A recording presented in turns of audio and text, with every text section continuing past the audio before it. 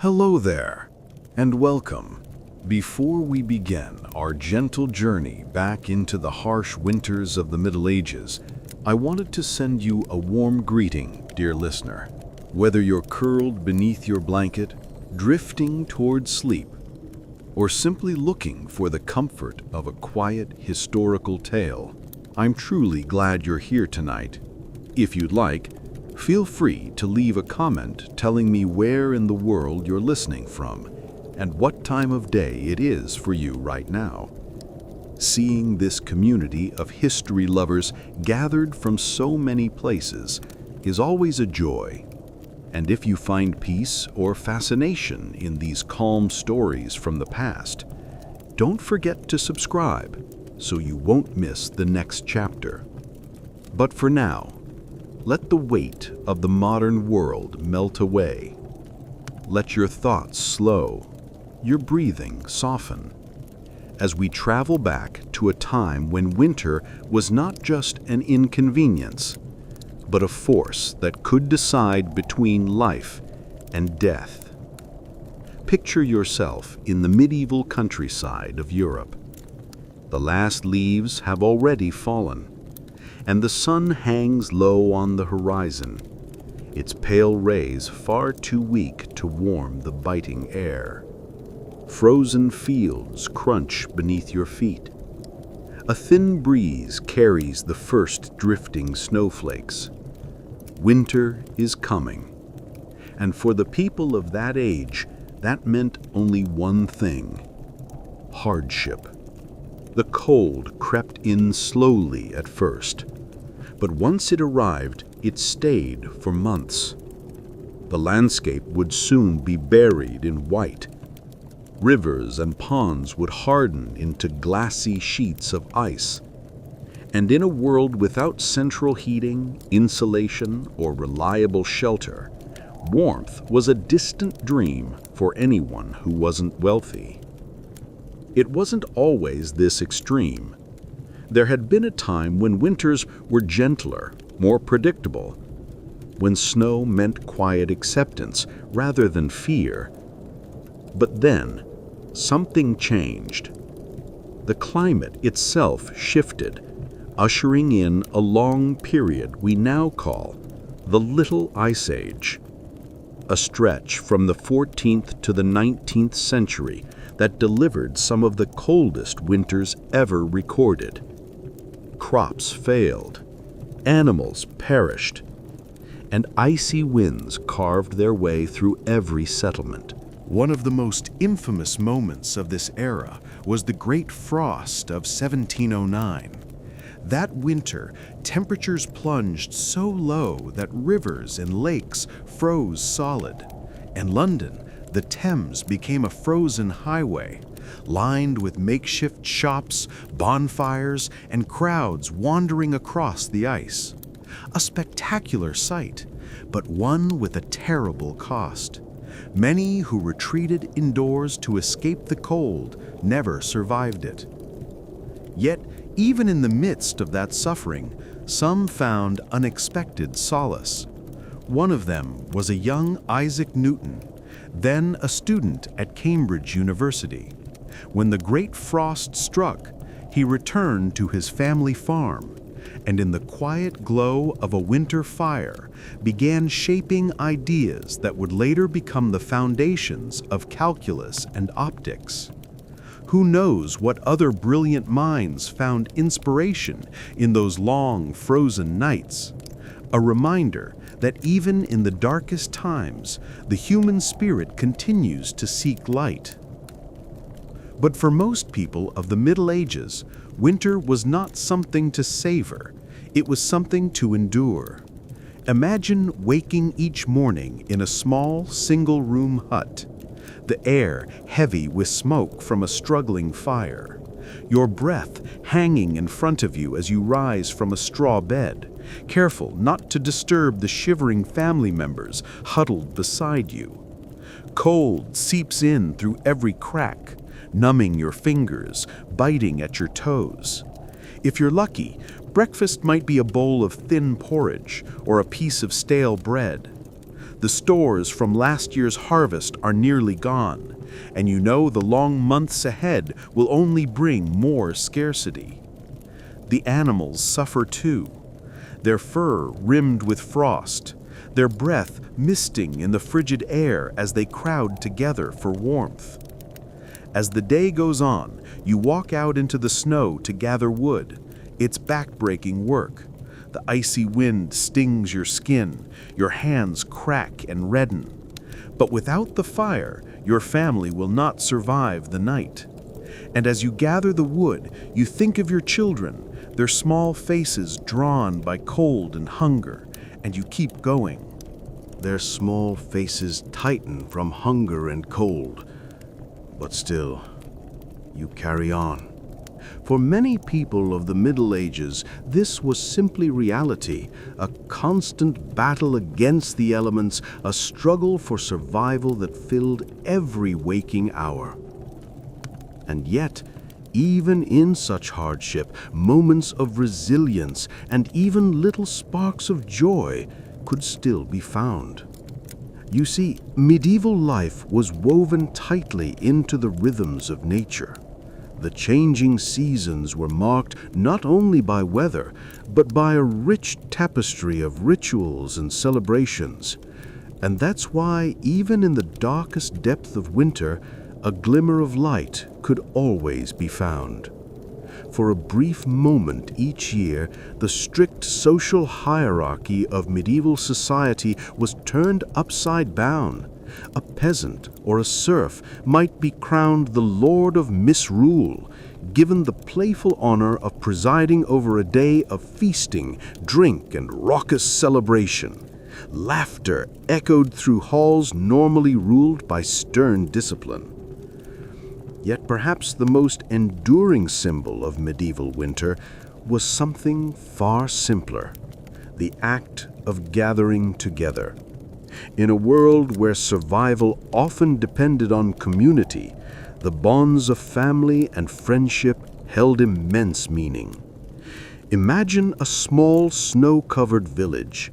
Smoke rises from chimneys and blends with the pale winter sky, a soft sign of life in the frozen landscape.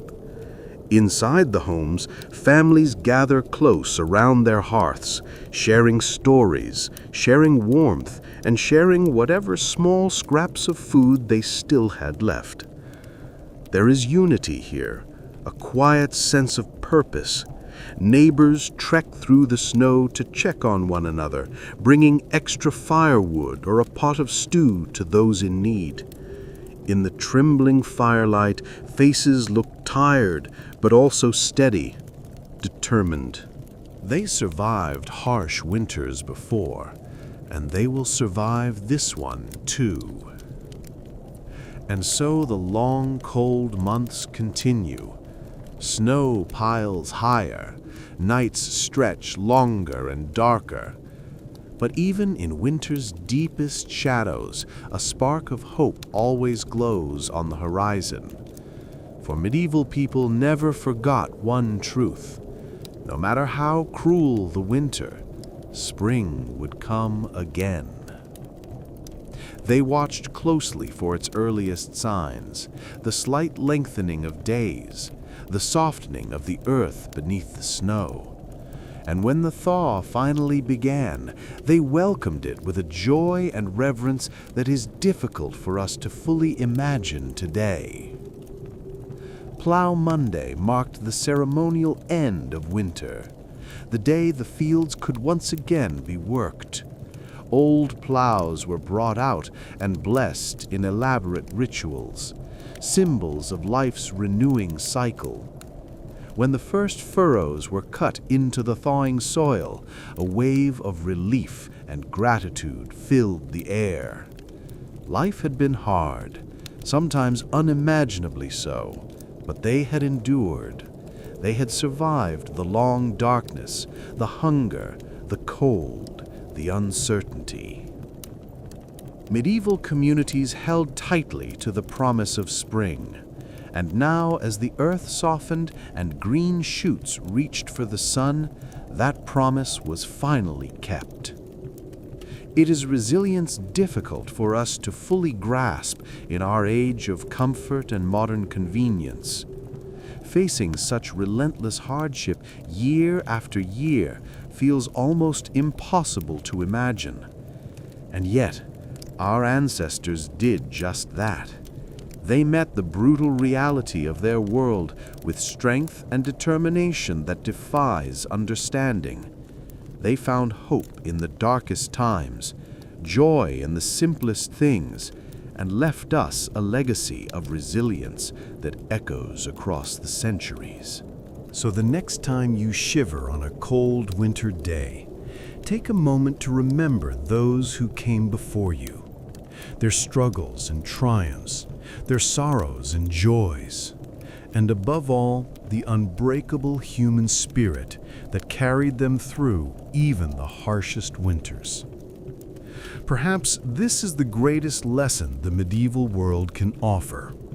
No matter how dark the night feels, no matter how cold the wind blows, spring waits just around the corner. And with that, dear listener, we reached the end of our journey through the unforgiving winters of medieval Europe. I hope these stories of hardship and resilience have offered you a new perspective on the season. May you always find warmth and comfort in the bonds of family and community, just as our ancestors once did. And may the promise of spring light your path through even the coldest nights. Thank you for spending this quiet time with me tonight. If you enjoyed this gentle journey into the past, I'd be delighted if you subscribed and shared these stories with someone who might also enjoy them. There are many more tales waiting to be explored together.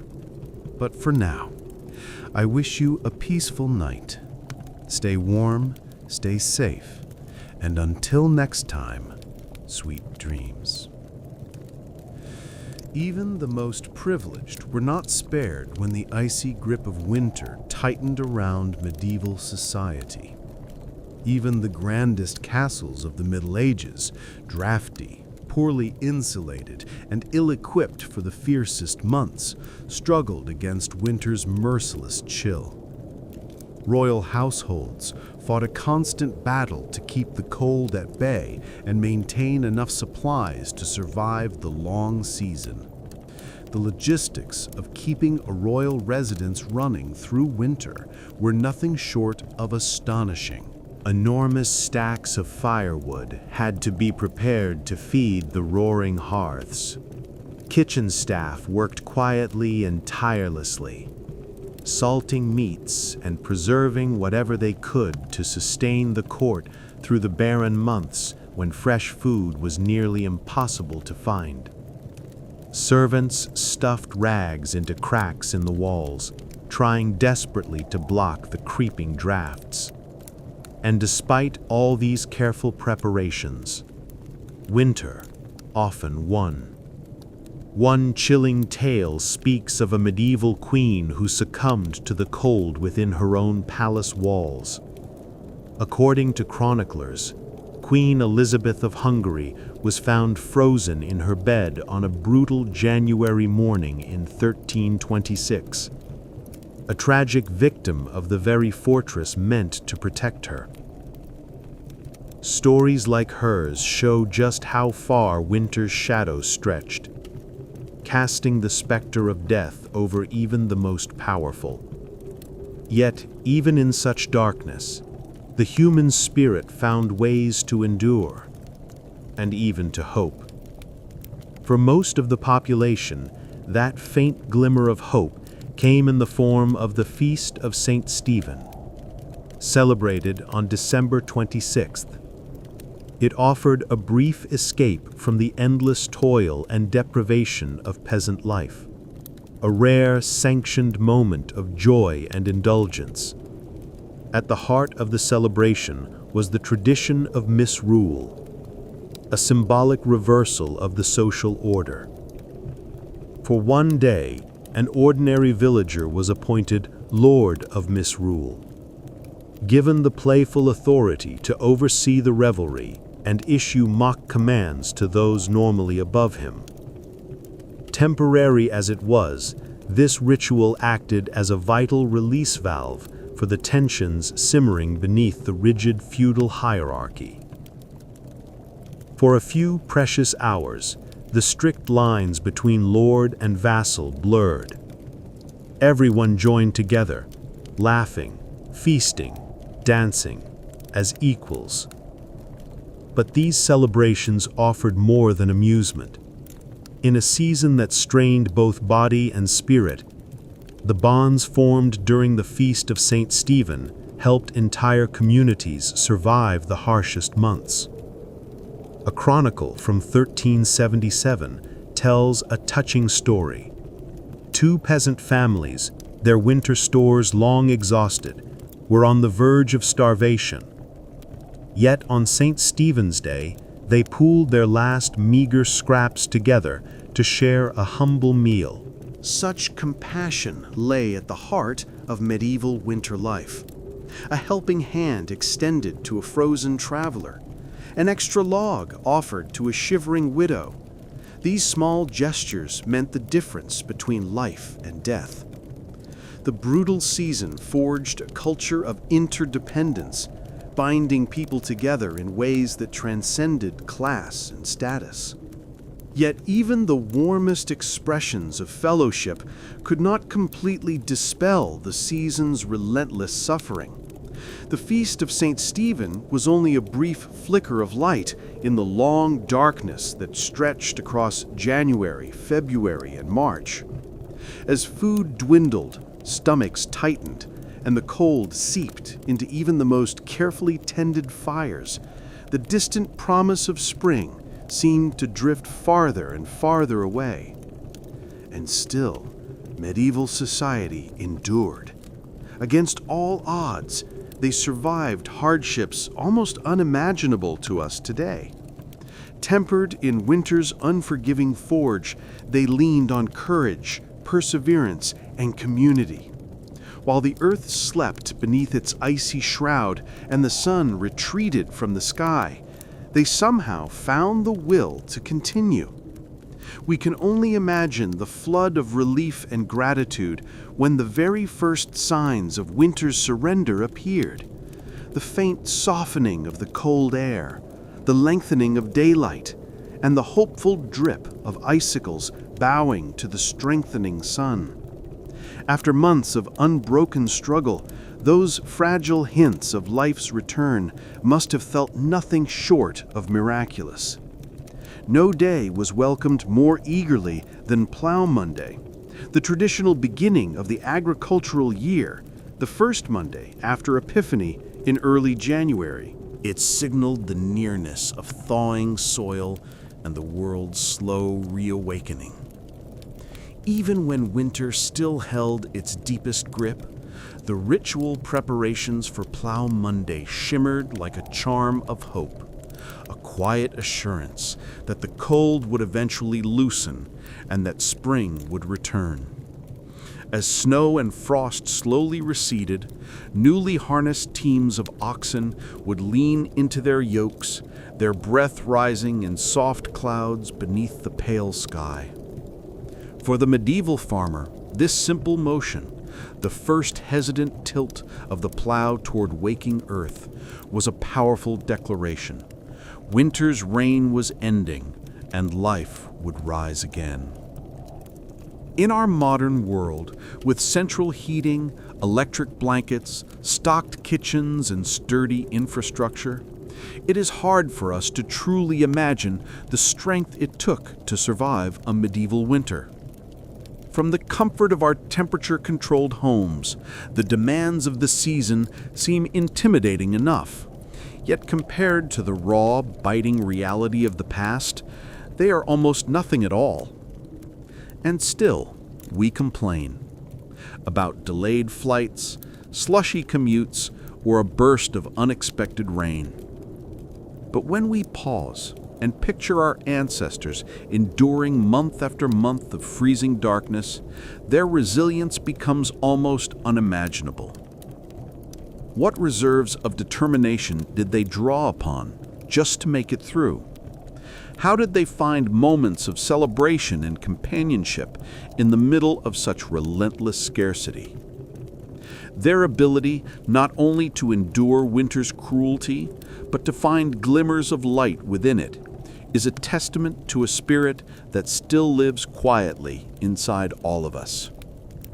After months of unbroken hardship, the first signs of winter's retreat, the softening of the wind, the lengthening of daylight, the hopeful drip of melting icicles, must have appeared almost miraculous to those who worked the weary soil. And no day was more joyfully welcomed than Plough Monday, the traditional beginning of the agricultural year, falling on the first Monday after Epiphany. It heralded the earth's slow awakening and the promise of new life. Even though winter's grasp remained, the preparations for Plough Monday served as a tangible charm of hope, a reassurance that spring truly was near. So perhaps the next time our modern inconveniences begin to trouble us, we might allow our minds a brief journey back to those icy crossroads of the past. We can take a quiet moment to draw upon our own dormant reserves of courage and gratitude, and as we settle into our warm beds, remember those who faced the cold with nothing but willpower, companionship, and an unbreakable belief in the return of light. When the new year dawned and the Plough Monday festivities faded into memory, medieval life slipped back into its familiar winter rhythm.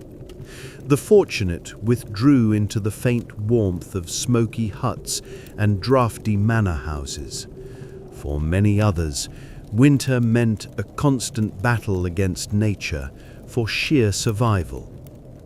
One of the season's greatest dangers was the ever-present threat of disease.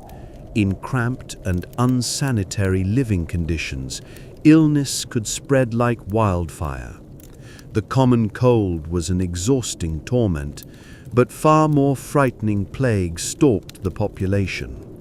Without vaccines or reliable treatments, influenza swept through communities with fever, chills, and merciless weakness. Entire villages could be undone by its advance. One particularly brutal winter came during the reign of Bayezid, when a severe form of influenza swept across Europe, leaving devastation in its wake. In those long, merciless winters, disease became another silent hunter, claiming thousands of lives in Istanbul alone and preying upon anyone weakened by hunger or illness. Not even royal families were spared. In fact, the constant flow of visitors through castles and courts made sickness spread even faster.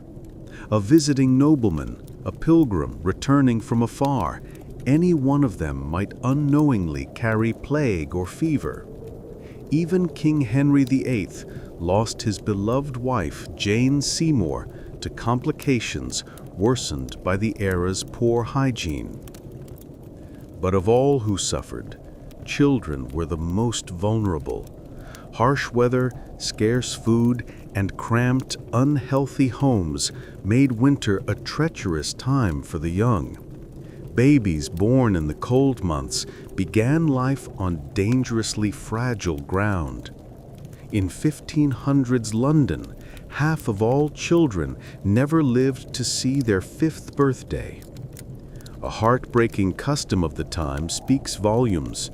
Mothers would tie a small black ribbon around the hand of a gravely ill infant, a ribbon that, if the child died, would later be used to fasten the burial shroud, a grim reminder of winter's heavy toll on the most innocent. With danger lurking both inside and outside the home, winter became a season of prayer, a time to beg for warmth, protection, and simply one more day. For those with few resources, even basic comforts, shelter, food, and a little warmth could not be taken for granted. The icy grip of winter poverty was unforgiving. Firewood was precious, strictly regulated by laws governing fallen timber in the forests. A peasant family might gather around a weak fire of dried dung and straw, hoping to steal just a little warmth. Livestock, shivering in the bitter air, would crowd together, sharing their breath for heat. Food supplies dwindled to small, humble rations: salted meat, dried peas, coarse bread. The bounty of autumn felt like a distant dream, and the tender green shoots of spring were still months away. For many, winter meals became little more than survival rations.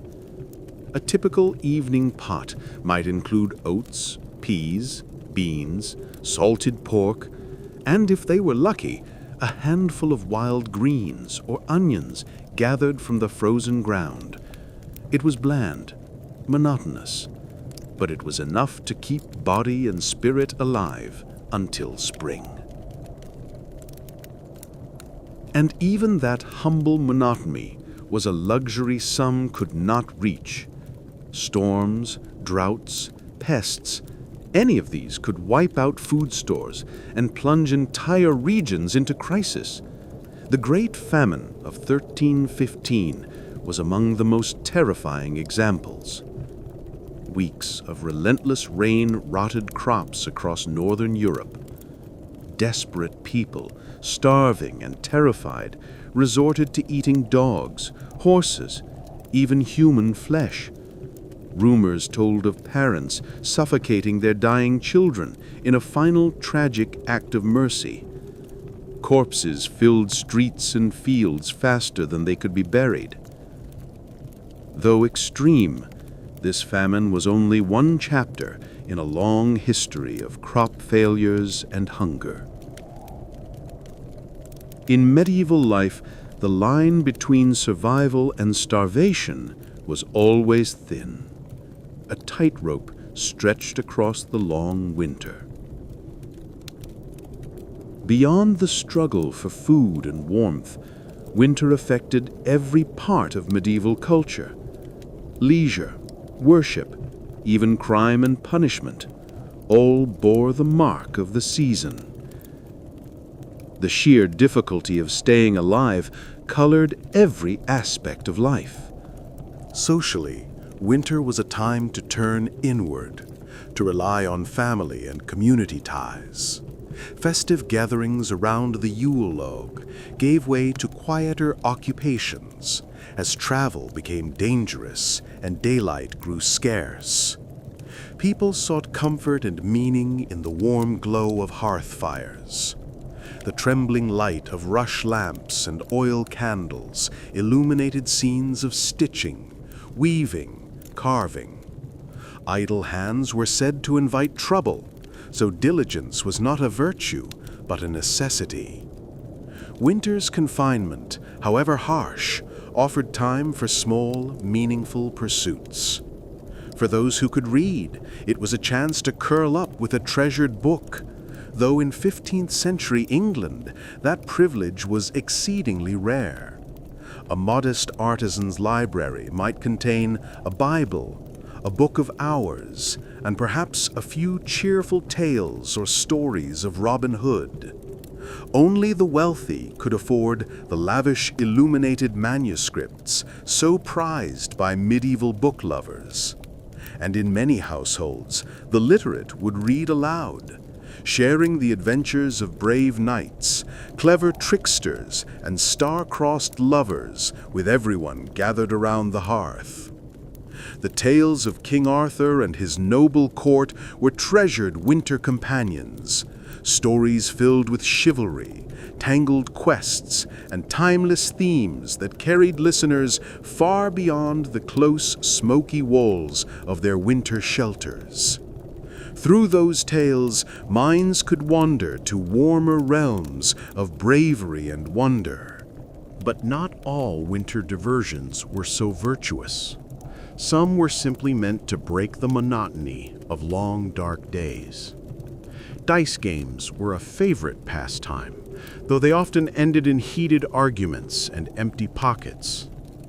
The clatter of bones and the sharp rattle of dice echoed through many taverns and great halls. Fortunes rose and fell with a single roll. Drinking, too, was a common comfort. Ale, mead, and wine provided a warm burn in the chest and a softening of the spirit.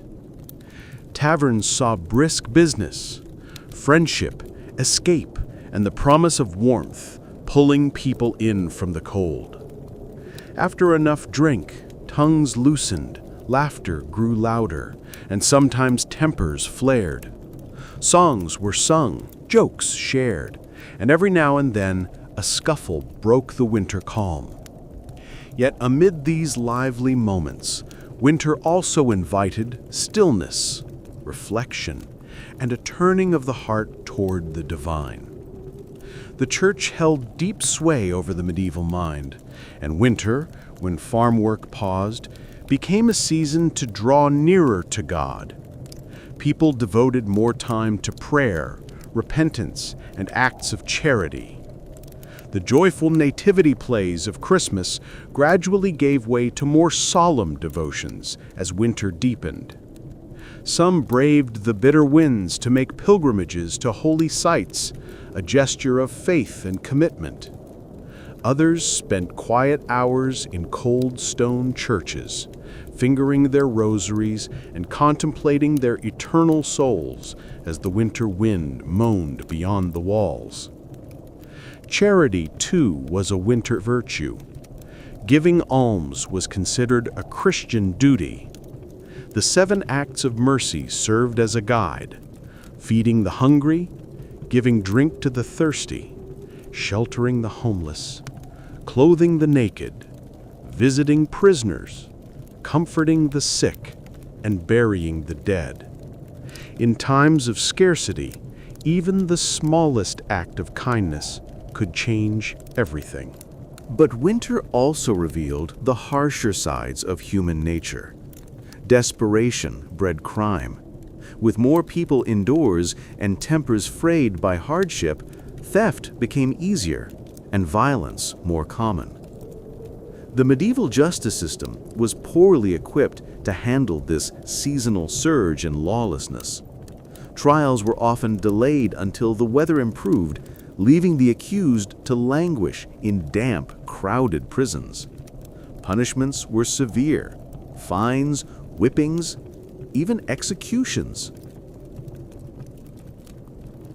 And yet, despite the grim realities of the season, the resilient human spirit endured. People still found joy, small moments of warmth and laughter, and held fast to the distant promise of spring. As February's days slowly lengthened, the feast of Saint Valentine offered a welcome breath of warmth. What began as an ancient fertility ritual became a celebration of love, embraced with enthusiasm by medieval people. Right in the heart of winter's chills, a gentle glow of affection flickered. By the 15th century, the custom of drawing Valentine's names was well established. Ladies and gentlemen gathered to pull slips of paper from a bowl, their romantic fate sealed for the coming year. These pairings often led to flirtation and sometimes even marriage. Flowers, sweets, and heartfelt verses were common tokens of affection. Even a simple handmade card from an admirer could quicken the heart on the coldest of nights. For all its hardships, winter could not freeze love. As Valentine's celebrations faded and the season moved toward Lent, the harshness of winter intensified, but so did the sense that its worst days had passed. Snowdrops and crocuses pushed their delicate heads through the frozen earth, quiet proof that winter's icy reign was weakening at last. Throughout the Middle Ages, the unending cycle of the seasons shaped every corner of life, and no season left a deeper mark than winter. It was a time of deprivation, yes, a time when survival itself was an achievement, but it was also a time of resilience, quiet strength, and deep human connection. Medieval winter tested the spirit. It tested faith, family, and community. The sparkling icicles, white meadows, and long resting fields might seem picturesque to us now, but the reality was far from gentle. And yet, within that cold and darkness, the people of the Middle Ages forged a remarkable courage, a resilience that still echoes through history's frozen halls. The world of the Middle Ages was built on the backs of those who endured winter's worst, those who faced cold, hunger, and darkness, yet still managed to hope for spring. Perhaps there is no greater tribute to their unyielding spirit than this simple truth. They survived, and because they survived, we are here. So the next time you find yourself frustrated by a delayed train or a muddy sidewalk, take a moment to think of your medieval ancestors. Without thermal socks, central heating, or weather forecasts, they met each winter as a battle and emerged victorious each spring. We are the inheritors of their resilience, their stubborn strength, their unbreakable courage. And with that thought, dear listener, I leave you to your warm bed and your cozy electric blanket. Winter has been softened for us, tamed largely by those who came before and showed us how to endure. May your dreams be filled with gentle snowfall and glowing hearths, and may you awaken in a world where winter feels more like a companion than an enemy. As the pale winter sun struggled to pierce the heavy gray clouds, the people of medieval Europe shivered and pulled their thin cloaks tighter. Winter's icy fingers crept deep into their bones. The worn wool garments that felt heavy and smothering in summer offered only the faintest warmth against the sharp winter air. In smoky, drafty huts, families huddled around small fires, grateful for even a flicker of heat. Their breath curled in soft clouds. The animals, too, felt winter's bite. An old plow horse, its ribs faintly visible beneath its shaggy coat, dreaming of green summers long past. A dairy cow lowing softly, its udder cracked from the icy breeze seeping through the barn walls. Even the clever barn cats moved more slowly, their whiskers tipped with frost. Yes, winter was harsh for those at the lowest rungs of society. But even the nobles, sheltered within great stone castles, were not spared its trials. A young noblewoman might burst into tears upon discovering that her fine silk gown did nothing to stop the cold creeping through the damp castle walls. Kitchens struggled to prepare meals hot enough to warm delicate aristocratic bodies. One tale claims that King Henry of England, consumed by a violent winter chill, burned an entire wooden chair simply to warm himself for a moment. His servants were said to tremble, knowing their monarch's temper could ignite as quickly as the flames. For both peasant and king, winter seemed endless, a frozen season of hardship, broken only by the occasional celebration. These small islands of joy were treasured, clung to desperately, like a drowning man gasping for air. And none was more eagerly awaited than the feast of St. Stephen on December 26th. It was a day of revelry, of playful chaos, of delightful misrule. For on this day, an ordinary peasant was crowned the Lord of Misrule, given license to command his social superiors in good-spirited rebellion. One can almost hear the uproarious laughter as the lowest serf issued cheeky orders to the local baron. For a single glorious day, the rigid lines of hierarchy dissolved. Everyone feasted, played, celebrated as equals. Winter's crushing weight was pushed back by the bright flame of shared joy.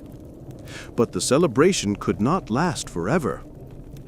Soon the laughter faded, the rules were restored, and winter's cold breath settled back over the land. People returned to their homes, to their work, to the quiet murmur of their own thoughts, the wind whispering frost along the edges of their lives.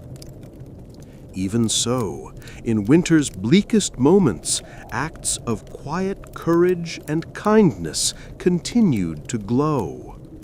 Neighbors shared what little they had with those who had even less. They offered warmth, food, companionship, gifts more precious than gold in the frozen months.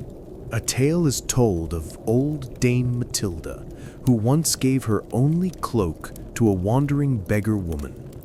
She walked home shivering, her steps slow and trembling. When asked why she gave away her only protection against the cold, she simply smiled and said, "The warmth of human kindness is a fire that never goes out." Such acts of generosity, such quiet nobility of spirit, were the secret weapons medieval people carried against winter's relentless siege. For winter could freeze fingers and toes, but it could never touch the undefeated summer that lived forever in their hearts. This is how they endured. This is how they triumphed over the harshest of seasons.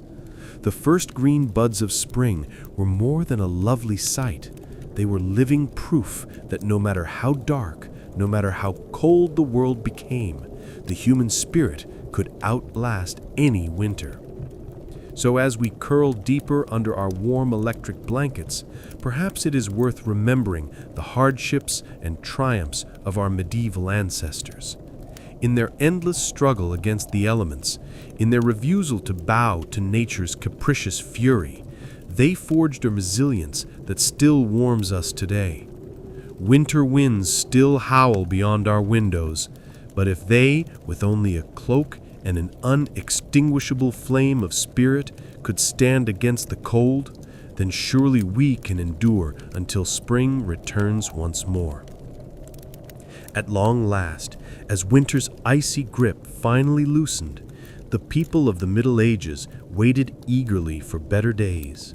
After months of bitter cold, after surviving on meager stores, they watched with joy as the sun lingered a little longer each day, shining on melting snow and awakening the slumbering world. People stepped from their winter shelters, blinking in the bright spring light. Bears stirred from hibernation.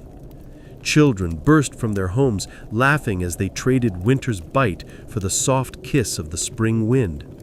They ran through muddy fields, delighted by the first brave crocuses pushing up from the thawing earth.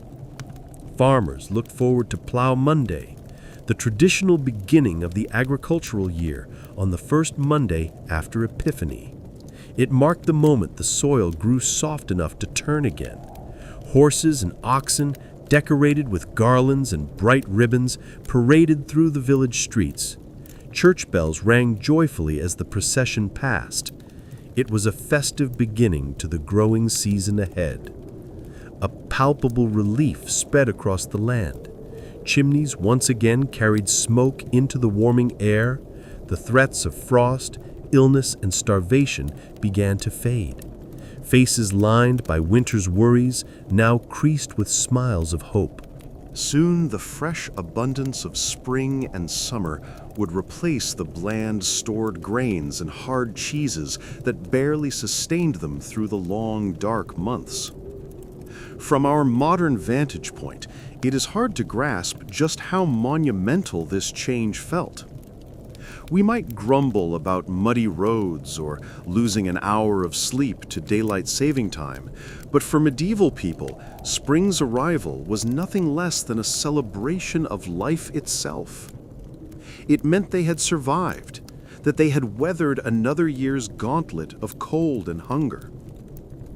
The greening of skeletal trees mirrored the inner renewal felt deep within their hearts. That joy, that relief, still echoes in medieval songs and poems that celebrate spring's sweet return. One cheerful English lyric proclaims, "Loud sing cuckoo, the seed grows, the meadow blooms, and the wood springs anew."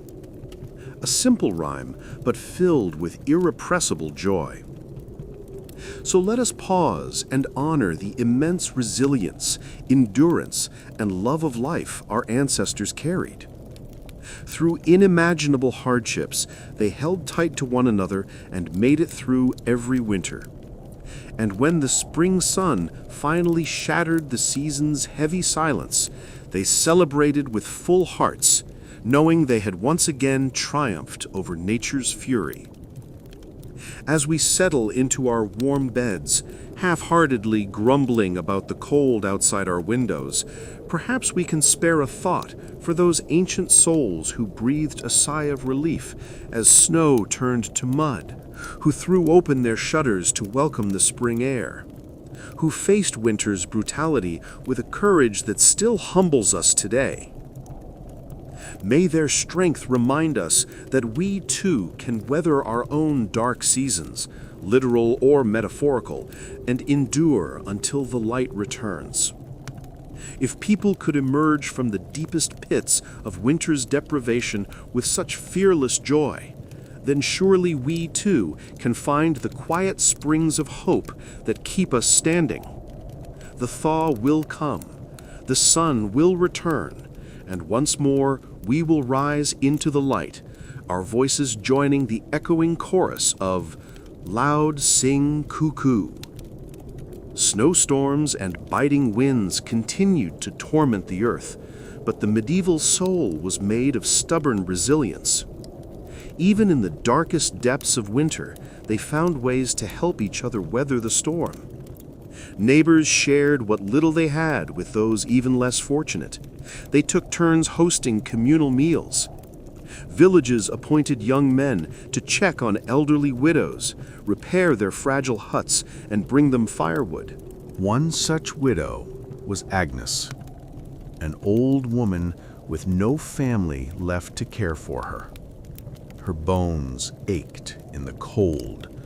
Her hands trembled as she tried, unsuccessfully, to light a fire. She had nearly lost all hope when a knock sounded at her door. It was Tom, a strong village youth, his cheeks flushed red from the cutting wind. He carried an armful of wood, a small sack of grain donated by neighbors, and a piece of salted pork. As Tom built a roaring fire in her hearth, tears of gratitude ran down Agnes's wrinkled face. For the first time in weeks, warmth seeped gently back into her fragile body. Such acts of generosity were not rare in those times. Even the wealthy, even the nobles, were not immune to compassion. Lady Margaret, wife of the local count, was known for her charity each winter. Though her castle was well stocked, she insisted on sending wagons of grain and preserved food to the poorest peasants in the region. Some nobles scoffed. "Peasants are hardly better than beasts," they sneered. "Why waste good food on them?" But Lady Margaret held tightly to her Christian duty to care for the unfortunate. One particularly harsh winter struck the region. Determined, she stretched the castle's stores as far as they would go. She ordered the cooks to prepare huge vats of stew, to distribute to the hungry who came begging at the gates. The kitchen boys grumbled at the extra work, but the head cook, a stout man named Wiginer, shared his lady's sense of noble obligation. He poured the last turnips and potatoes into the simmering pot. The hungry peasants sipped the gray broth gratefully, tiny scraps of mutton floating within. For some, this would be their only meal for days. As winter dragged on, even Lady Margaret's coffers grew thin. Quietly, secretly, she sold her own jewelry to purchase more supplies from neighboring towns. Her husband, the Count, chose not to interfere. Though he feared they too might run short, he respected his wife's piety and even aided the local church in caring for the suffering.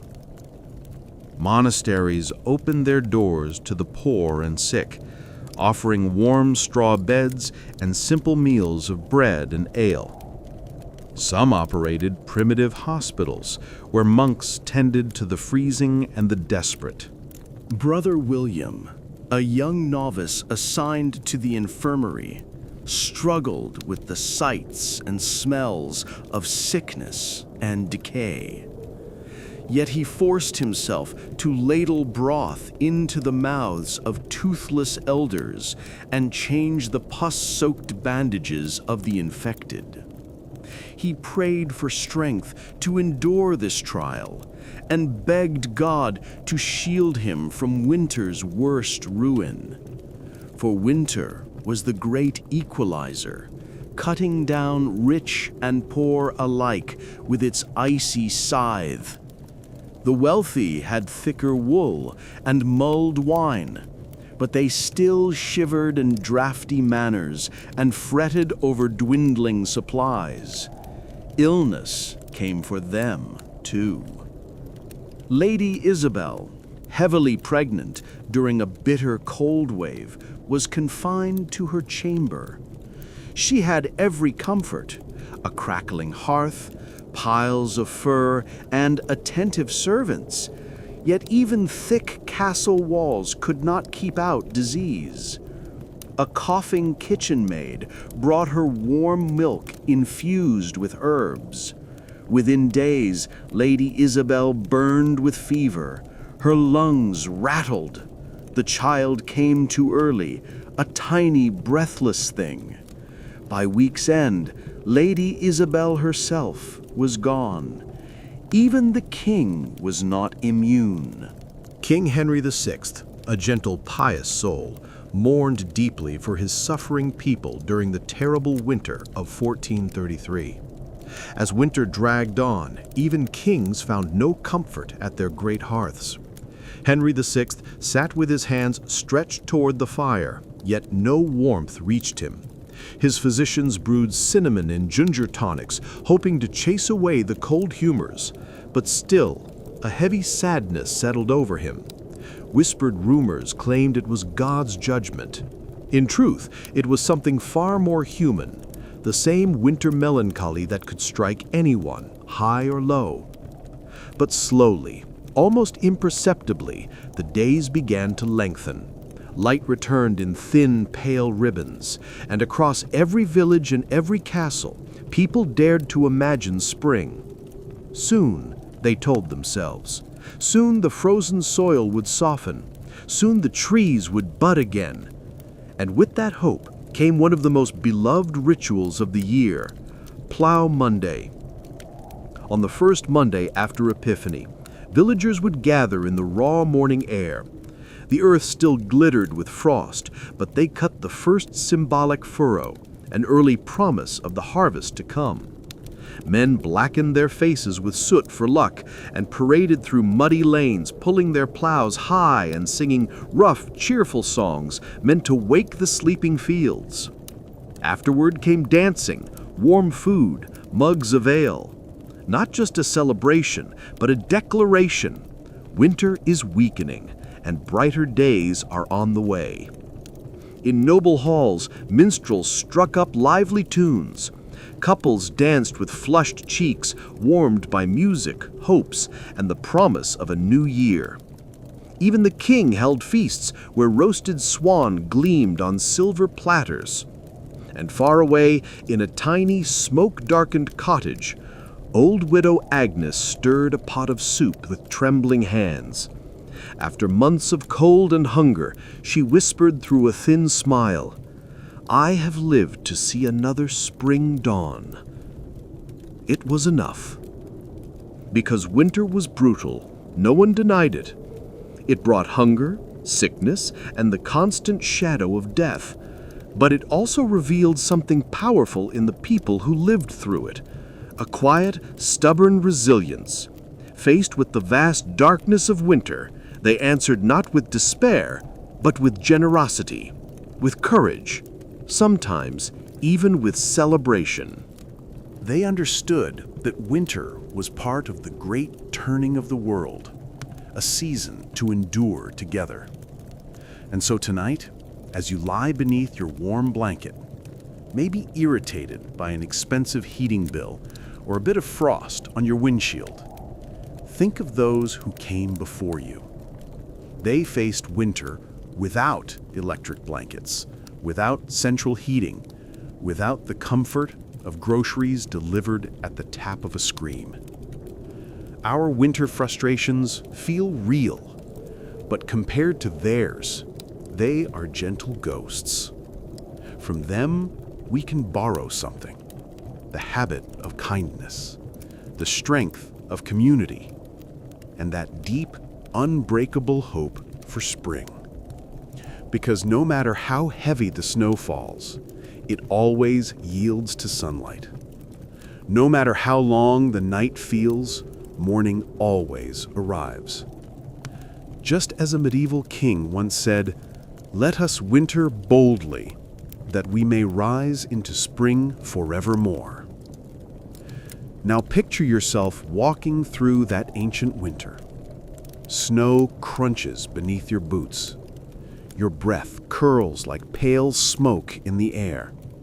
Icicles glitter from the thatched roofs of silent homes. The village sleeps, bracing against the cold. This was winter for most medieval people. Not feasts and warm halls, but cold that bit through bone, hunger that gnawed at the belly, and a constant battle to survive. The famine of 1315 was the cruelest of all. Crops destroyed, livestock dying, families driven to boiling shoe leather or eating the straw from their roofs. Yet even then, humanity endured. Thin, fragile, but unbroken. And slowly, quietly, the chapter of winter approached its end once more.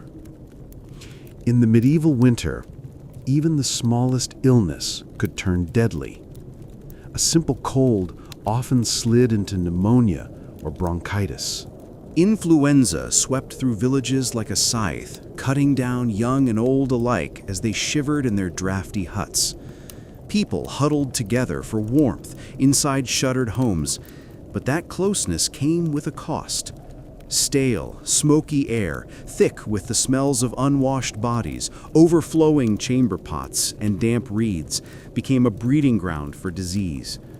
In one tiny smokehouse in 14th century Suffolk, 13 family members, grandparents, parents, babies, crowded together with their scrawny chickens and mangy dogs, all trying to survive through the winter. That any of them saw spring was a miracle. And illness wasn't the only danger lurking in those long, dark nights. Fire haunted the timber towns and cities. One stray spark could swell into a roaring inferno. In 1212, the Great Fire of London began on a cold November night. The flames tore through cramped streets. Water froze in the pipes. An estimated 3,000 people perished, and countless more were left homeless in winter's icy grip. Travel during the frozen months was equally perilous. Roads vanished into mud or snowdrifts. Daylight was scarce. Travelers easily lost their way and could stumble into an icy grave. In 1311, Queen Isabella of England set out from Canterbury toward London.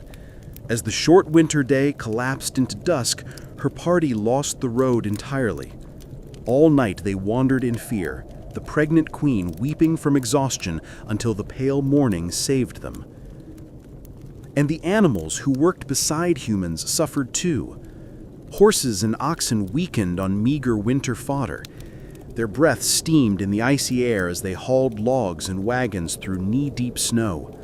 Frostbite blackened limbs. Hooves cracked. Wheels froze. Yet even in the bleakest depths of winter, people found flickers of light.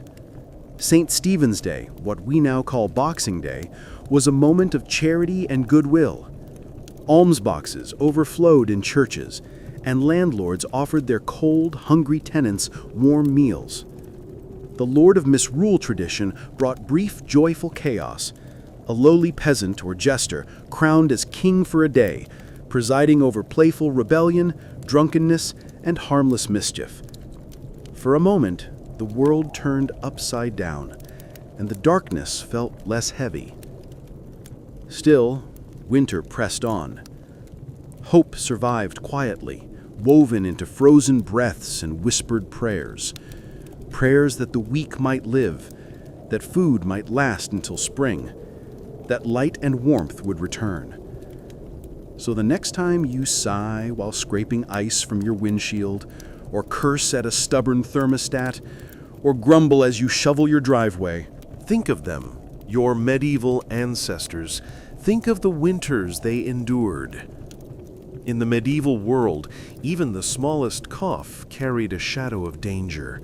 A simple cold could slip quickly into pneumonia or bronchitis. Influenza swept through villages like a silent scythe, cutting down young and old as they shivered in neglected huts. Families pressed close together inside shuttered homes, teeth chattering, trying to trap whatever warmth they could, but that closeness came at a cost. The stale, smoky air, heavy with the smell of unwashed bodies, overflowing chamber pots, and damp reeds, became the perfect cradle for disease. In one tiny smokehouse in 14th century Suffolk, 13 family members, grandparents, parents, babies, huddled through the entire winter beside their scrawny chickens and mangy dogs. When spring finally arrived, it was nothing short of a miracle that any of them were still alive. Yet illness was not the only threat hiding in those long black nights. Fire haunted medieval towns like a restless spirit. One misguided spark could swell into a furious blaze, devouring tightly packed wooden homes and extinguishing countless lives. The Great Fire of London in 1212 began on a bitter November night and raced through the city's narrow streets. Water froze solid in the pipes. An estimated 3,000 souls perished, and many more were left homeless, exposed to winter's merciless grip. Travel during these months was its own kind of peril. Roads dissolved into mud. Snowstorms buried paths in blinding white. With daylight scarce, travelers could easily lose their way and stumble into a frozen grave. In 1311, Queen Isabella set out from Canterbury toward London. As the shortened winter day dissolved into deep twilight, her party lost the road entirely. They wandered through the darkness until dawn, the pregnant queen weeping from fear and exhaustion as icy winds clawed at them. And still, hope endured. It clung quietly to frozen breaths and whispered prayers. Prayers that the weak might survive, that the food might last until spring, that light and warmth might triumph over the tightening cold once again. So tonight, when you find yourself grumbling about shoveling snow or cursing the thermostat or shivering at a bus stop, think of those who came before you, your medieval ancestors. Think of how they endured winter after winter with almost none of the comforts we take for granted. Their quiet courage in the face of winter's cruelty is perhaps the greatest lesson they left behind. We may never know their names, we may never hear most of their stories, but we can honor their struggles and draw strength from the resilience that carried them into brighter days. Outside, the sharp winter cold continued its assault, turning the world into a glittering crystal landscape. It might have looked picturesque if not for the immense suffering it inflicted on the people who lived within it. Snow poured from the ashen sky without pause, blanketing the countryside in a smothering white. Icicles hung from the eaves of peasant huts and grand manors alike, cold daggers sparkling in the weak light. Fires burned day and night, offering only the smallest relief. Smoke stung the eyes and clogged the lungs inside the cramped, airless huts where families and animals huddled together for warmth. The sharp sense of manure and unwashed wool mingled into a smell uniquely belonging to a medieval winter. And for some, even that questionable comfort was out of reach. Food stores thinned to dangerous levels. Stomachs growled with the constant ache of hunger. The poorest survived on coarse bread and thin oat porridge, praying simply to live long enough to see spring. The ghost of famine drifted through every household.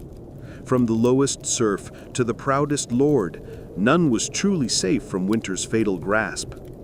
Even kings shivered beneath piles of furs in their drafty stone keeps, unable to keep the cold from gnawing at their bones.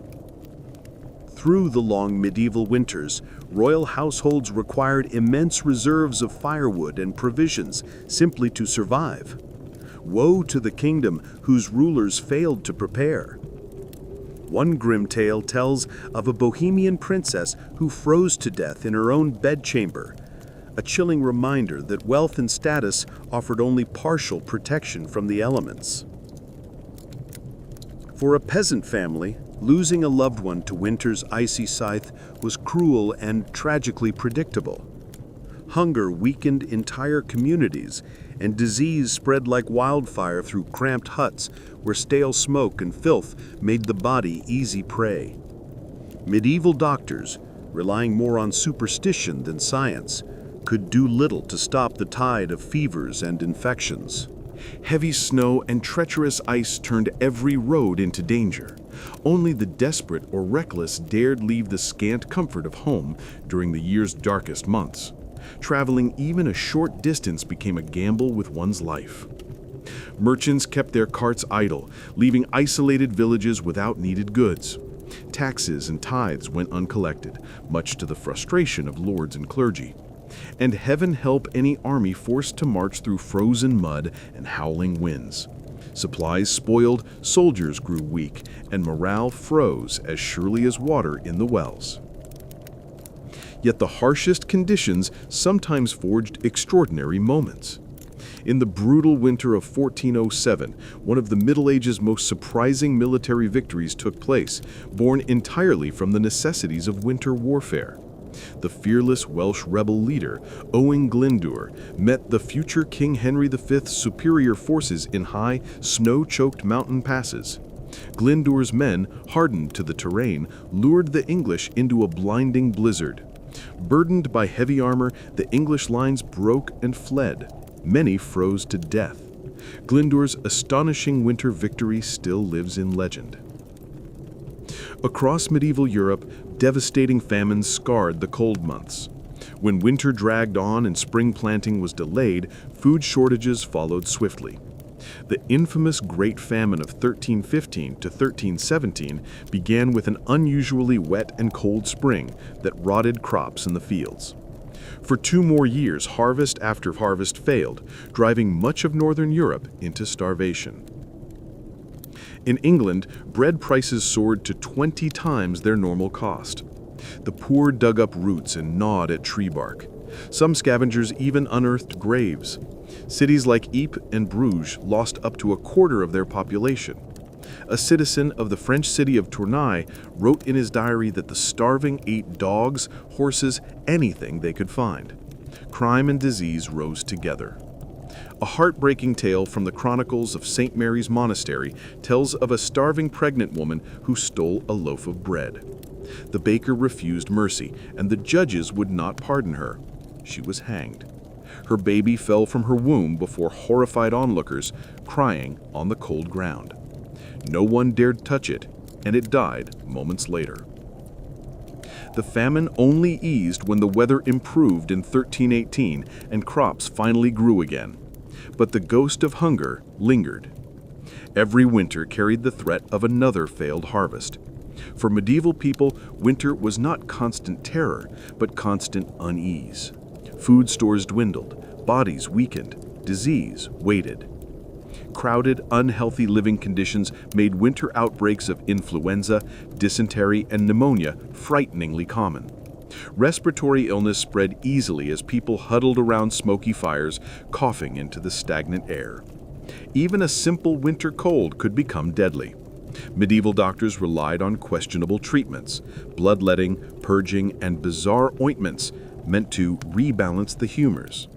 Emperor Charlemagne himself succumbed to illness in the harsh winter of 814 after his physicians treated him with ineffective salves and poultices. Many historians believe the Black Death of the 14th century spread so swiftly partly because winter malnutrition left entire populations too weak to resist it.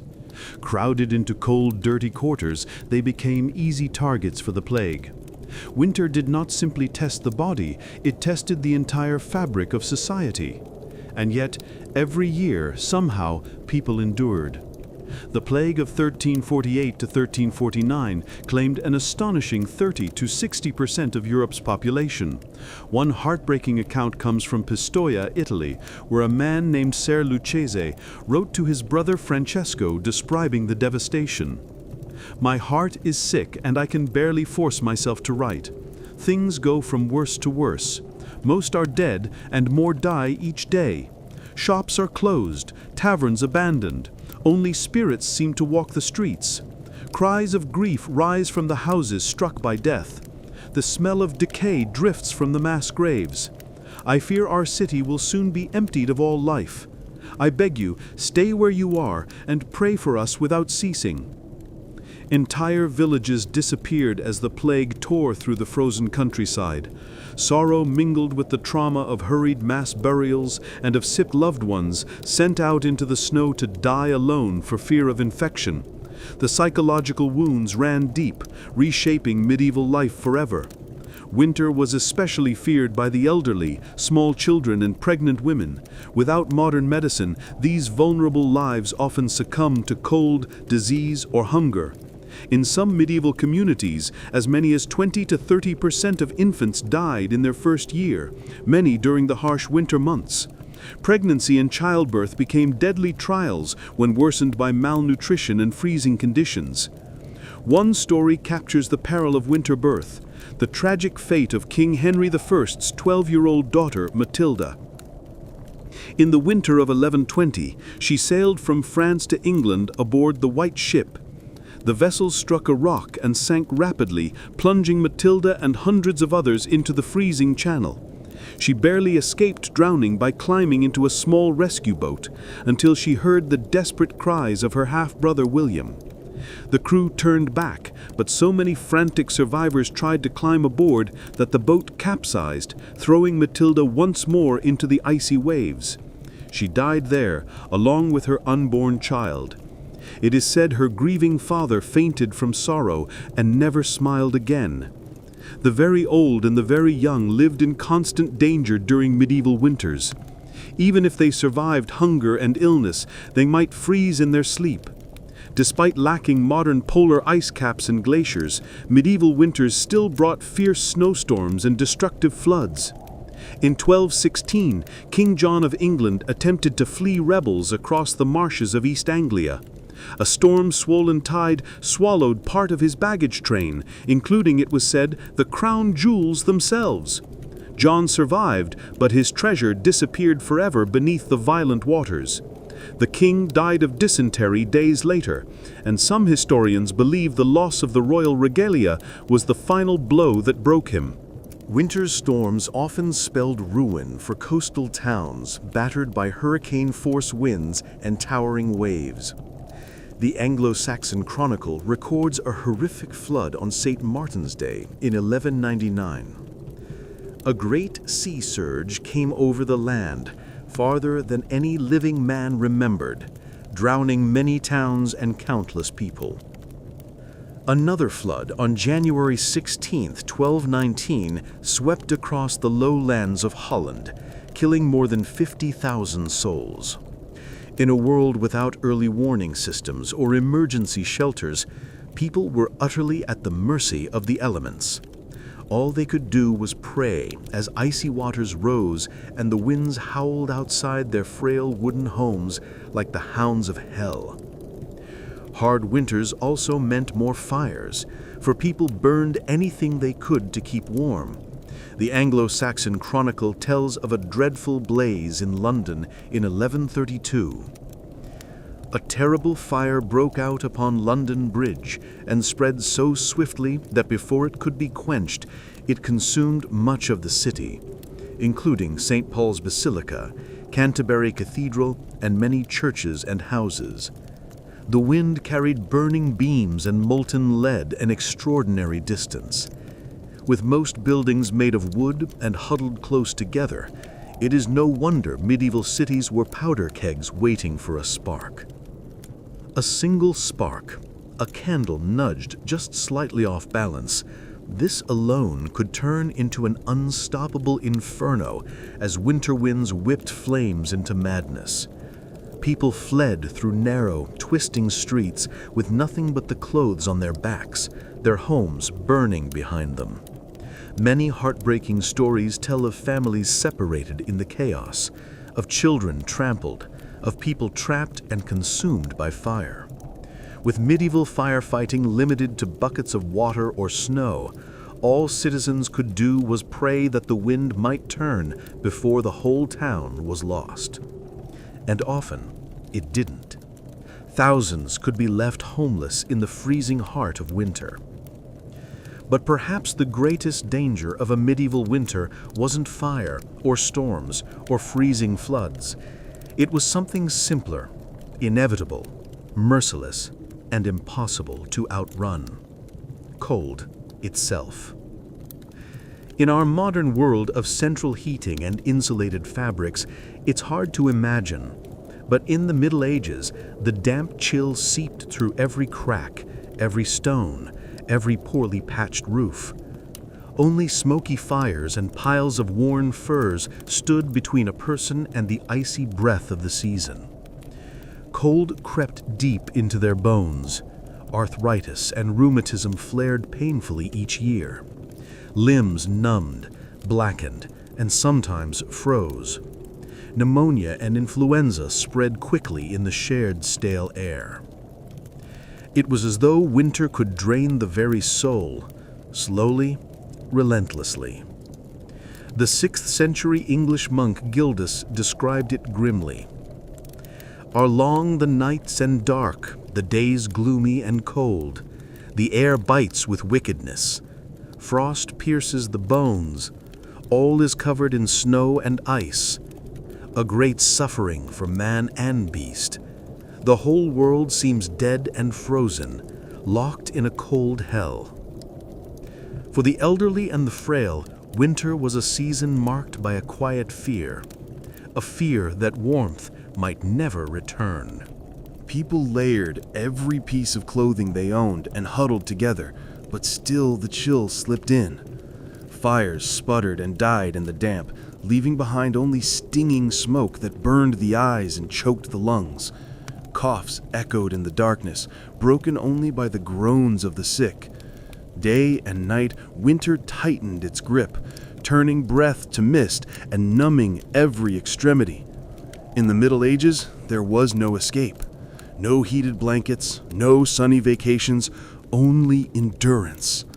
Life itself was measured not by years, but by how many winters a person had survived. Reaching another spring was a victory that grew harder each year. And yet, somehow, through hunger, disease, and bone-deep cold, the people endured. Their resilience was their armor. When the last scraps of food dwindled, they tightened their belts. When the fire collapsed into mere embers, they pulled a tattered blanket closer. When darkness pressed in from all sides, they whispered stories of brighter days to come. A line from the 14th century English poem Piers Plowman captured the spirit perfectly. Through sorrow and winter's woe, through frost and hail and snow, all shall pass and peace shall reign, hope shall triumph and never fail.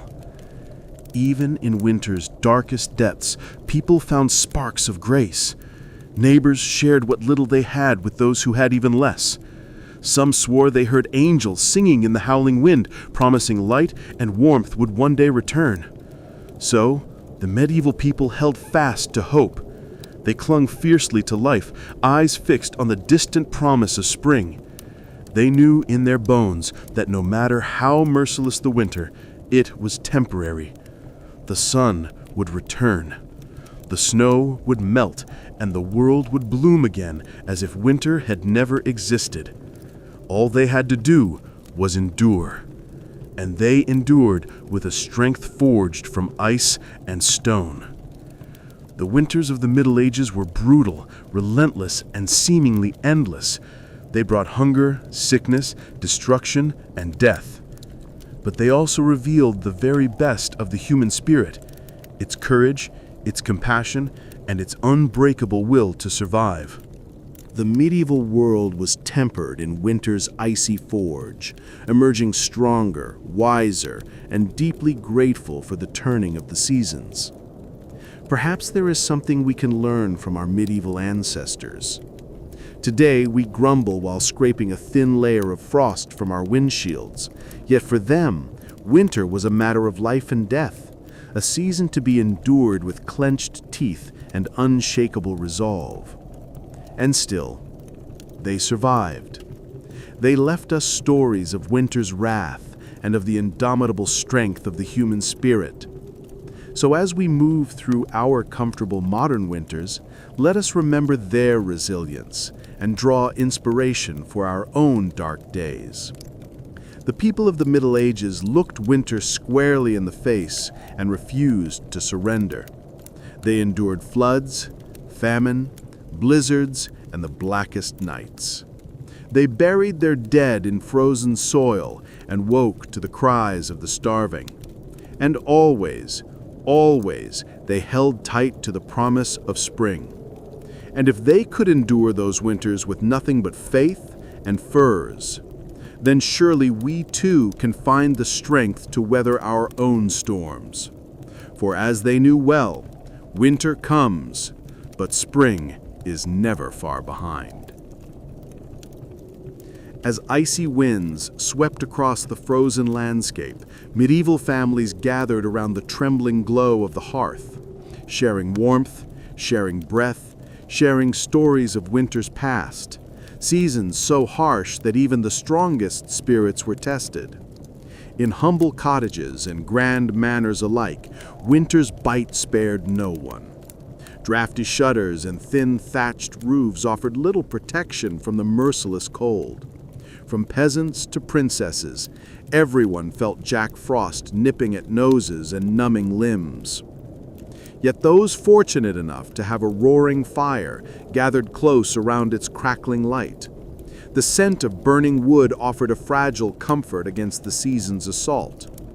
In noble castles, immense hearths burned through mountains of firewood, tended night and day by weary servants. But even the mighty dared not stray far from the flames. Winter had a way of seeping through the thickest stone walls and piercing the richest furs. For those of lower rank, the season meant a far harsher struggle. Rough-hewn huts offered little comfort. Meager scraps of firewood or turf, scavenged from the forest, barely kept the hearths alive. Families huddled in cramped and smoky rooms, sharing body heat, breathing in the heavy air thick with the scents of damp straw and unwashed lives. And yet, even in such deprivation, there were still moments of joy. Communal fires in the village square drew neighbors from their huts, if only for a few minutes of escape. Around the dancing flames, people traded jokes, shared stories, and sang songs to lighten the darkness. For a brief moment, winter's merciless reality faded. Young lovers stole secret kisses, their warmth undimmed by the cold. Children skated across frozen ponds, their laughter ringing out like bells. Even the elderly felt their years lift for a heartbeat as memories of long-ago winters warmed their hearts. These bright interludes were rare, and therefore precious. But the cold always returned. Minds drifted back to empty stomachs and the gnawing hunger that stalked the poor. Dreams of spring's abundance felt like a cruel joke as fields lay barren under blankets of snow. The specter of famine hovered over every village. A single failed harvest could doom an entire community. Mothers watched their children's cheeks grow hollow, their eyes dull with hunger. Famine created a special kind of despair, whispering of desperate measures people might take just to eat. And hunger was not the only threat creeping through winter's long shadow. The cold brought disease. Pneumonia's rattling cough echoed through many huts as loved ones stood helpless. Smallpox and dysentery surged through crowded homes, wiping out entire families. The very old and the very young were especially vulnerable, their fragile bodies unable to withstand the season's fury. And still, somehow, the people of the Middle Ages held on. They endured. They hoped. They believed that warmth would return. Even on the darkest nights, when breath froze in the air and the world seemed carved from ice, they clung fiercely to life, waiting for the moment when the first green shoots of spring would break through the frost. Perhaps winter saved its harshest cruelty for those who had no choice but to step out into its teeth. Travelers on treacherous, icy paths gambled with their lives and their limbs. Many unlucky souls were swallowed by blinding storms or slipped helplessly into deep snowdrifts, only to be found in the spring thaw, their frozen bodies a stark reminder of winter's deadly indifference. Even brave knights, the mighty warriors of the realm, were not spared winter's merciless grip. Their heavy armor, forged for war, became an icy prison as the cold seeped into every joint and rivet. Numb fingers fumbled with swords and shields. Once mighty charges faltered in the deep snow, icy breath hanging in the air while icicles formed on steel helmets. From stable boy to sovereign ruler, all cursed winter's name in the echoing halls of power. Even the crown weighed heavy upon a king's brow, for no monarch could command the turning of the seasons. Keeping the royal stores overflowing with firewood and supplies strained the treasury, while greedy merchants grew fat by selling warmth at a premium. And yet, for all the misery it unleashed, winter's reign was never eternal. Even in the height of despair, medieval hearts clung fiercely to the promise of renewal. St. Stephen's Day offered a brief, joyous reprieve from the season's burdens.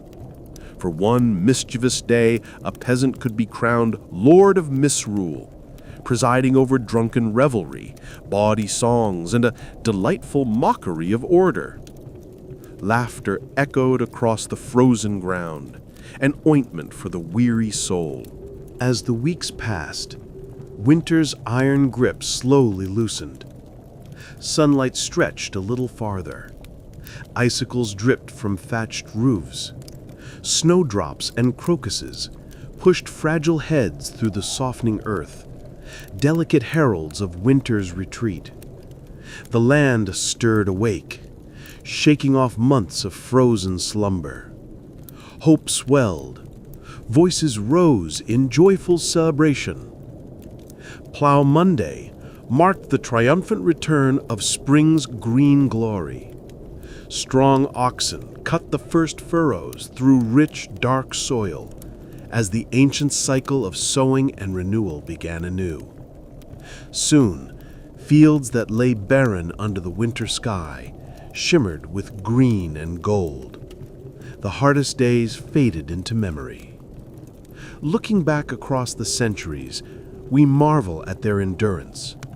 They survived merciless winters with a stoic acceptance born not of choice but necessity. Their strength and the unbreakable bonds within their communities became the secret to enduring the unimaginable. They found pockets of hope, moments of shared humanity, flickers of warmth in the vast cold. So the next time we grumble about a delayed flight or sigh over muddy streets, let us pause for a moment. Our modern winter inconveniences are but faint shadows of the trials once faced. In the grand tapestry of human history, the icy hardships of the Middle Ages loom large, reminders of our species' extraordinary resilience and of the priceless gift of warmth and a full belly. As you drift to sleep tonight, spare a thought for those who came before us. Perhaps in dreams, you might glimpse their world, harsher, darker, and more unforgiving than ours, yet illuminated by the fierce glow of the human spirit. Good night, and may the gentle breezes of the coming spring fill your dreams. Winter's merciless chill settled once more over the weary lands of medieval Europe. For poor peasants scratching a living from the earth, warmth and light seemed to retreat with every passing day, replaced by a deep, bone-numbing cold. With nothing but tattered rags on their backs and meager scraps in their bellies, they huddled inside their huts, while harsh winds howled just beyond thin walls. The lucky few with hearths and storerooms gathered close to the flickering glow. But for most, the only warmth came from bodies pressed tightly together, humans and animals alike. The stench of unwashed flesh mingled with hot cattle breath. In that damp, crowded misery echoed coughs, fevers, and the quiet suffering of aching limbs. It was a miracle anyone survived winter's endless assault. And yet, even the highest-born nobles, wrapped in layers of fur and feasting in great halls, could not escape the season's icy grip. Their towering stone castles, cold as caverns, trapped the chill like giant refrigerators. Cold crept upward from stone floors and seeped downward from lofty ceilings. Even roaring fireplaces, fed endlessly with precious wood, struggled to push the chill away. And so the royal court, for all its wealth and splendor, had its own stories of winter's merciless cruelty. It is said, though the records blur between truth and legend, that in the 15th century, Queen Elizabeth Woodville, wife of King Edward IV, froze to death in her own chamber during a bitter night. Wrapped in heavy robes and layered furs, she still succumbed to the deep cold and was found stiff as oak by morning. Whether the tale is fact or embellishment, it reminds us of a simple truth. Winter spared no one. Not kings, not queens, not even those who dined beneath golden chandeliers. Royal families escaped the hunger and filth endured by their lowest subjects, yet the cold was a great equalizer. Weather bowed to no crown. Frost slipped through even the grandest medieval bedchambers, settling upon velvet and silk with indifferent ease. And so, as days shortened and nights grew darker and sharper, every layer of medieval society braced itself for winter's annual siege. A grim resolve settled over the land, from the humblest serf to the highest lord. Grain stores and salted meat were checked again and again. Every bundle of firewood was guarded. Heavy wool garments were donned with stoic acceptance. But in all that bleak preparation, one bright ember of joy remained: the Christmas festivities leading to the feast of St. Stephen on December 26th. For a few precious days, the grim hierarchy of medieval life turned upside down. A peasant was chosen as the Lord of Misrule, presiding over feasts, dancing, games, and deliciously chaotic mischief. Bellies warmed with ale, cheeks flushed from laughter and firelight, and for a brief, shimmering moment, people forgot the long winter of hunger and hardship. One can almost picture the scenes: laughter booming in the air, the clatter of fiddles and pipes, villagers spinning in a whirl of color and joy. Serf and noble mingled freely, the usual lines of class softened by ale, warmth, and human joy. The Lord of Misrule, perhaps a wide-eyed, red-cheeked farmer, issued mock proclamations that delighted the crowd. It was a burst of Saturnalian light in the heart of winter's darkness. But like all things, the merriment was fleeting. The Yule log burned down, the last cups of ale were drained, and people returned to their hearths, where the cold pressed in once more. Winter settled back over the land like a great heavy cloak. Days crawled forward slowly, painfully. With the ground frozen solid, rural peasants had nothing to do but wait and pray for deliverance. Short days and endless nights stretched out like a vast, inescapable void. Families huddled together, perhaps wondering if they would ever feel the soft warmth of spring on their faces again. Yet even the harshest winter cannot hold forever. Beneath the frozen soil, the first green shoots of life were already reaching upward, biding their time. For those who clung to hope and to each other, the sun would return, blood would warm again, the world would shed its grays and whites and burst into a tapestry of green. On Plough Monday, the first Monday after Epiphany, the land awakened. At last the earth could be turned again. The great agricultural wheel creaked back into motion. People stepped into the pale but growing light, thinner and wearier than before, yet alive and grateful. Fields were plowed, seeds were sown, herds returned to pasture. The joyful dance of life began anew. But that moment was still far off, for now winter's cold heart beat on, and the medieval people once more steeled themselves against its ice and rain. They drew comfort from coarse wool cloaks, smoky huts, carefully guarded food stores, and most of all, from one another. Together, they endured. Together, they waited. And together, they hoped. In a world filled with hardship and danger, in a world where the very season itself seemed to determine to crush the life out of weary bones, the people of the Middle Ages endured the only way they knew how. They endured together. Lords and peasants, the young and the old, all shivered beneath the same heavy gray winter sky. All waited and hoped for the spring that would, someday, surely return. And so they gathered in the darkness and cold, listening to the mournful howl of the wind and the low groans of shifting ice. To pass the long winter nights, they shared stories, weaving dreams strong enough to keep despair at bay. perhaps they imagined a future where winters were kinder, where hearths burned brighter, and where bellies were filled more often. A world their trembling hands and aching bones might somehow help build for future generations.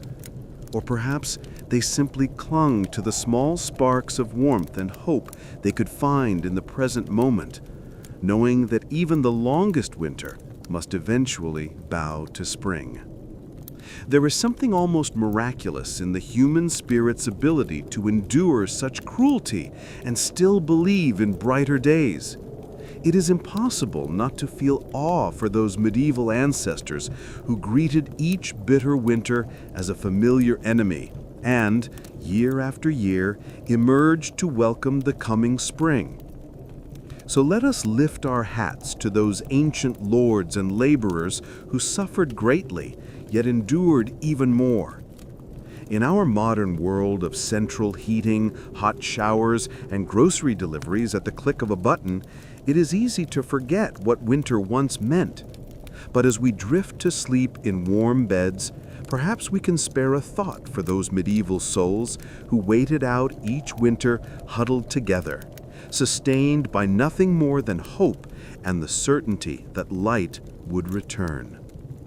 In a world often cold and dark, such enduring hope is an unquenchable fire. It burns from their distant huts straight into our own night-shrouded rooms, and we keep that flame alive in our hearts no matter how long the winter lasts.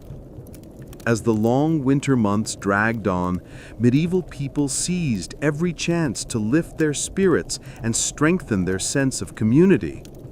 One shining moment of midwinter cheer came each year on December 26th, the feast of St. Stephen. By the Middle Ages, St. Stephen's Day had become a beloved tradition across much of Europe, a day of merriment, feasting, and the playful reversal of social roles. Following Christmas Day's solemn rituals, St. Stephen's was a release valve, a day when laughter replaced solemnity and the rigid social hierarchy of medieval life loosened its iron grip. At the heart of the festivities was the custom of appointing a peasant or any commoner as the lord of misrule. For one day, this unlikely ruler had the authority to command even the highest-ranking nobles. The established order flipped upside down as the Lord of Misrule led rowdy parades, started harmless pranks, and insisted that everyone, from noble to laborer, join in the revelry. Minstrels played lively tunes, jugglers and jesters performed their tricks. Games of chance delighted the crowds. Rough comedic skits known as marionettes retold legends and folktales with exaggerated humor. Mock trials, silly jousts, and outrageous declarations kept the laughter flowing. It was a joyful escape from winter's relentless grip. And of course, no medieval celebration was complete without a grand feast. On St. Stephen's Day, the Lord of Misrule might insist that the wealthy provide food and drink for the entire community, a gesture of generosity that strengthened bonds among neighbors. Roasted meats, geese, chickens, and the traditional boar's head were served with great ceremony. Spiced pies overflowed with fruit and rich fillings. Mulled wine and ale flowed freely, warming cold bones and lifting weary spirits. The laughter echoing through the great halls seemed to rise above even the fiercest winter winds. For one bright and shining day, winter's hardships faded into the background. The community came together in joy and companionship. And when the feast ended and people returned to their hearths, they carried the warmth of the celebration with them, like a small glowing ember against the darkness. The knowledge that they had friends and neighbors to rely on, that even in the harshest seasons, moments of laughter could still be found, surely lifted their spirits for the difficult days ahead.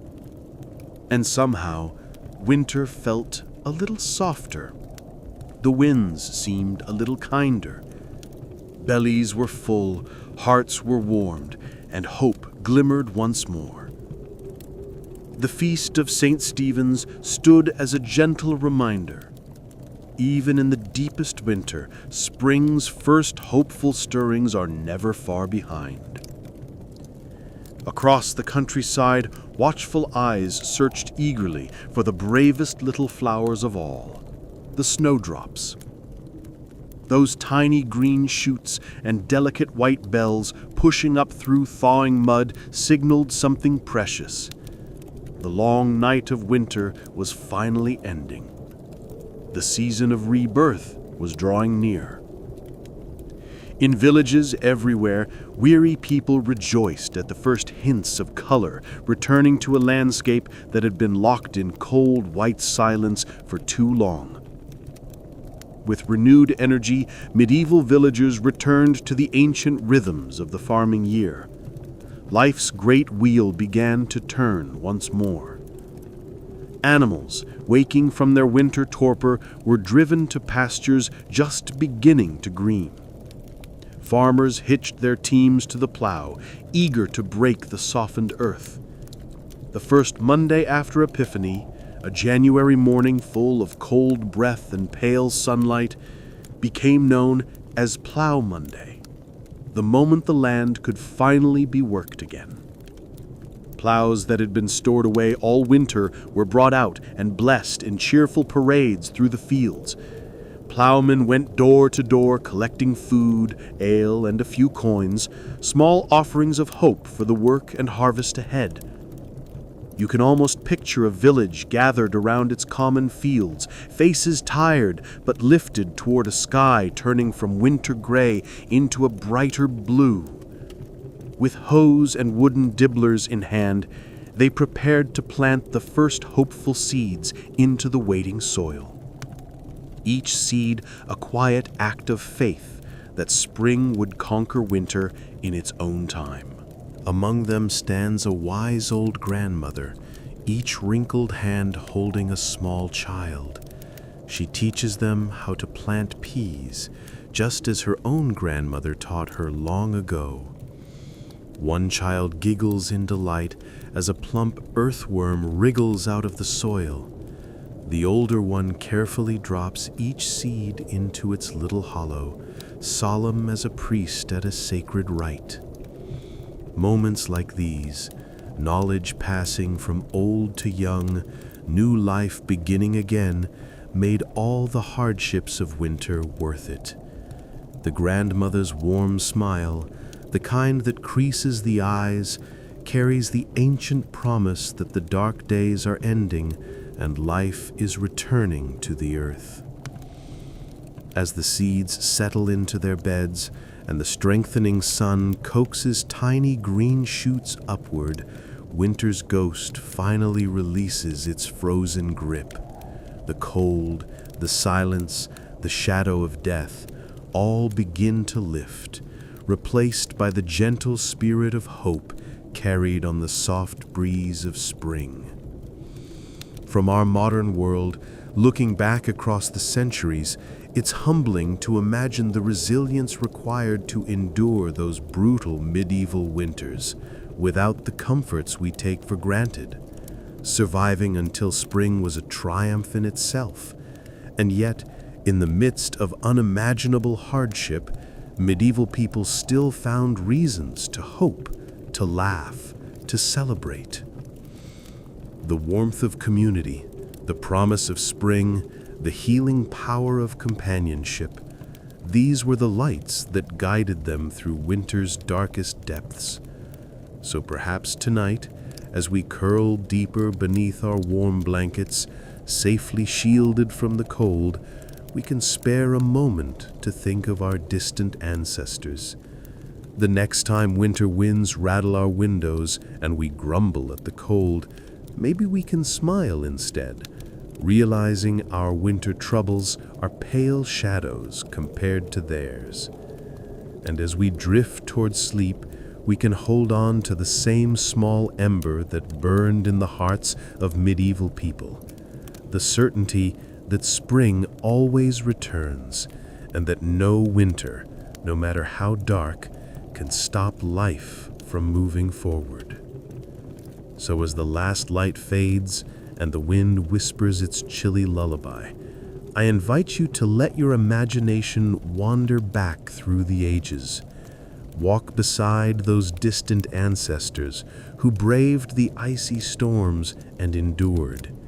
Let their courage and unwavering spirit inspire your dreams tonight. And if this journey into history has stirred your curiosity, I encourage you to like this video and subscribe to the channel. There are many more soothing stories awaiting you, perfect companions for a peaceful sleep. Until next time, my friends, rest well and dream of warm hearths glowing beneath the snow and fresh green shoots stirring beneath the frozen earth. Good night.